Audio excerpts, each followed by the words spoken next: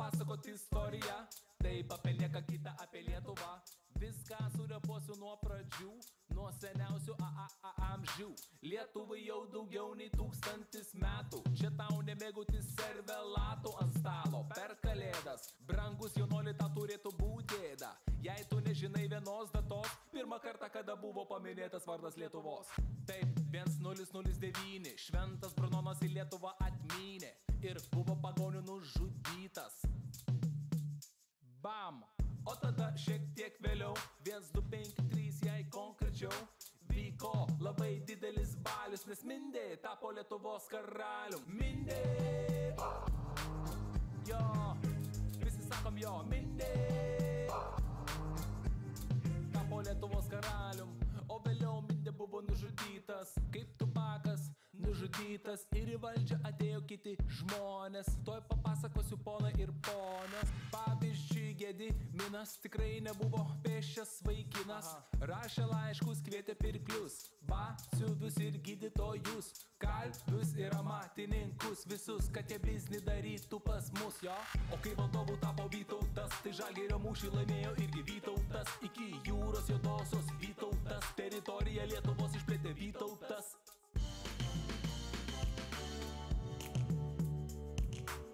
O vėliau jisai nukrito nuo arklio ir numirė.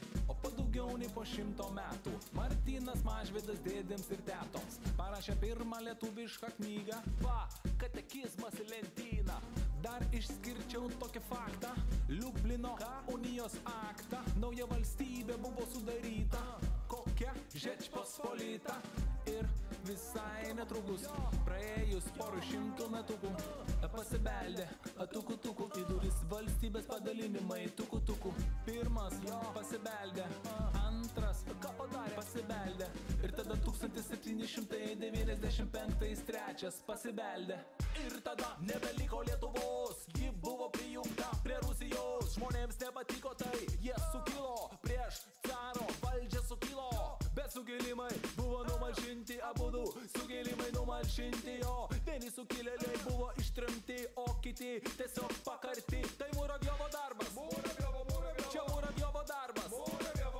Bet tauta nepasidavė paprastai, nes atsirado motherfucking knygnešiai jau. Stumdė knygas, vežė per sieną daug kilogramų, kiekvieną dieną jo kontrabanda, kalėjimas, ginklai. Tai buvo kasdienybė knygnešių tinklui. Kaip tu manai, ar taip gyvent lengva buvo? Ar tu manai, kad išeitis kažkokia dar buvo? Brolau, aš tau galiu pasakyti, jei ne Jurgis Bielinis, nieks neturėtų ką skaityti. Buvo leidžiama spauda, varpas, o prieš tai aušra, ir vėliau atėjo pasaulinis karas. O kai baigėsi, tada signataras Jonas Basanavičius ir Smetona, Mykolas Biržiška ir Vladas Mironas, Klimas Stulginskis ir kiti pasirašė dokumentą, kad esam laisvi.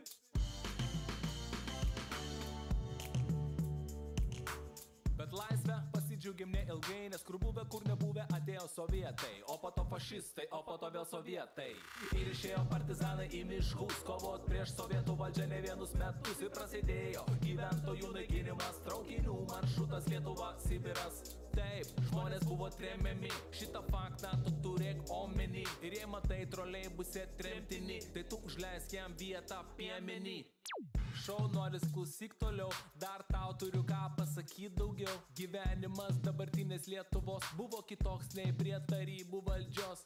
Pavyzdžiui, bananai, deficitas buvo, arba gera dešra irgi deficitas buvo. Įsivaizduoji, wirelesso nebuvo, arba Google'o irgi nebuvo, nes paiešką vykdė KGB, o prieš KGB NKVD. Va tokie buvo popieriai, mėly Lietuvos hip-hoperiai. Visą tą laiką nenustojo degti viltis, kad Lietuva bus nepriklausoma šalis. Ir tada perestroika prasidėjo, tautiniai jausmai sustiprėjo, įsikūrė sąjūdis, o jo pirmininku tapo Landsbergis, jo. Ir tada visi atsistojo, į Baltijos kelią atsistojo, susikibo Latvijai, estai, lietuviai už rankų arba už rankovių. O 1990 metų kovo 11 atėjo ta diena, kai Lietuva tapo vėl laisva.